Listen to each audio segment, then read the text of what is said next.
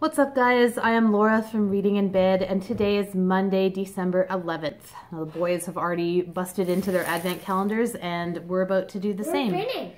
You're finished, I know. I'm going to do the same with the short story advent calendar. First, we'll talk about yesterday's story, then we'll reveal today's story. First of all, I want to talk about another short story real quick.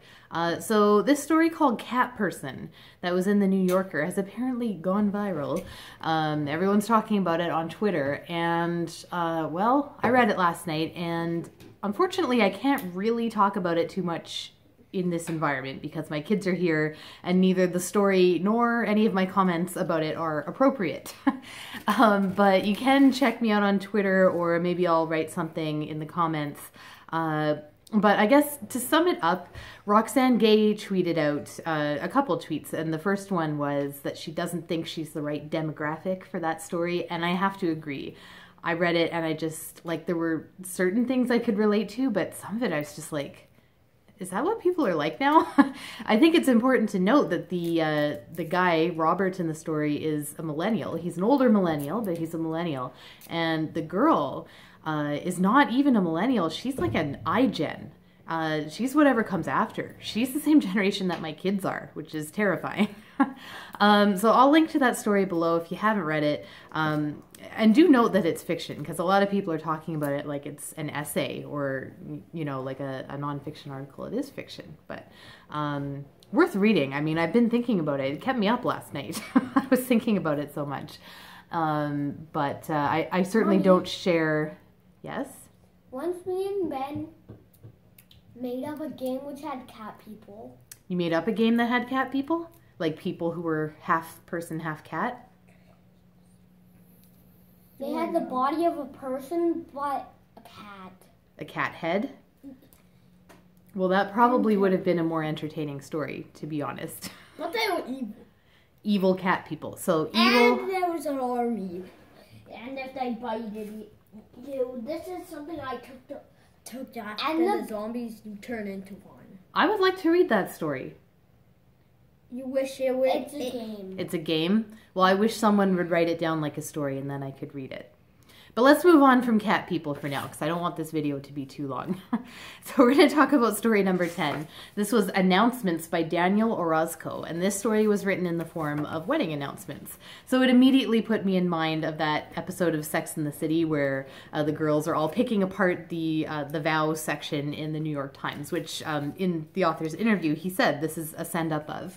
Now, most of the other readers found this quite charming and funny, and there are some funny parts, but me and a few others found it quite disconcerting because as the wedding announcements go on, like, they get weirder and weirder. Like, there's a wedding at a zoo where a gorilla is like part of the wedding party.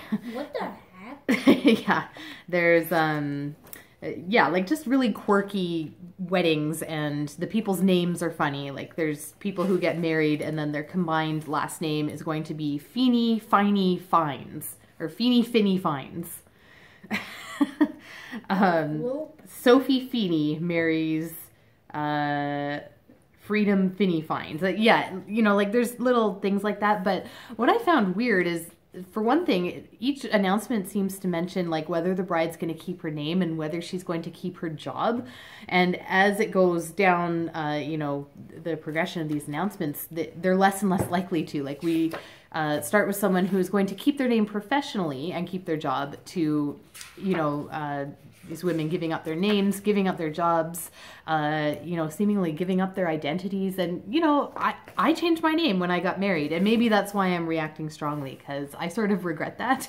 Like, not that I regret having the name I have, but sometimes I'm just like, you know, I wish I'd kind of kept my name. And not only because my name is a pain to pronounce. So there's that, and then there's also just like each announcement mentions how the proposal happened, and the proposals get progressively more and more disruptive and inappropriate. Like, these men are all proposing, and it is always the man proposing to the women at their places of work, and in one case, you know, the bride loses her job, and she's like, well, yeah, she says, I guess it was romantic, she recalled. I did lose my job though. And proposing like during a presentation on a PowerPoint slide proposing, okay, I'll read this one. Last September, in the midst of foreclosure and liquidation proceedings against Heavy Petting, Mr. Miller's now defunct chain of do-it-yourself pet grooming salons, the bridegroom got down on one knee and proposed to his defense counsel. Like, I know it's funny, but it's actually, like, it's really inappropriate. You don't do that while someone's at work.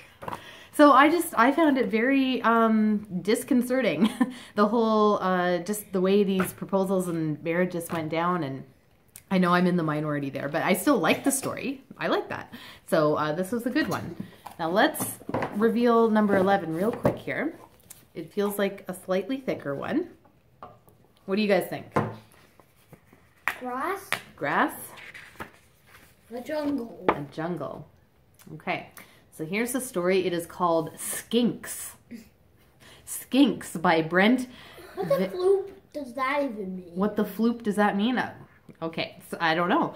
So the author is Brent van Staldunen. I'm going to have to look that up for the pronunciation, and I don't know this guy. He is the author of Saints Unexpected, a novel of urban magical realism. Okay. This guy might actually be Canadian. He holds an MFA in creative writing from the University of British Columbia and teaches writing at Redeemer University College. And this story originally appeared in The Fiddlehead, which is a Canadian literary journal. So I will just read the very first paragraph so you can get a taste. Jesse doesn't like it when I call him Dad, but I still do. 2 things, he'll say. 1, your dad left a long time ago. 2, although you don't want to say he's your dad, he still is. I'm not. Clear? Okay, so this looks like it might be about a father and son relationship, so that should be interesting. We'll report back tomorrow. And boys, any outro before I sign off? Okay, farting noises. That's all we get on a Monday morning. Thanks for watching.